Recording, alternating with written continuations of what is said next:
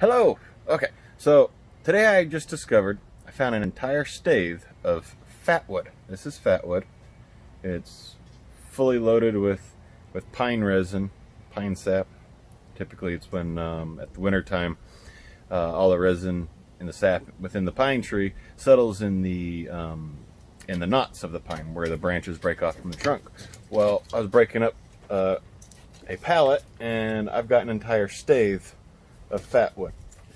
I've never heard of it coming in such quantities, but here we are. Anyway, so today I'm going to show you how to use your Fatwood if you find some. Okay, let's do this without being too shaky here. So you use it just like a fire starter. So you shave off what you can, just a little bit. It doesn't take much. There you go. I mean, you can do a whole lot more than that, but this is just demonstration. Get your crappy little lighter. Hopefully it doesn't shock me.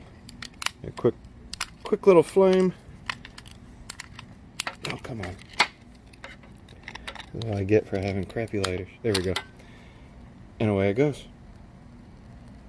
That's all it took. And that'll burn and burn and burn.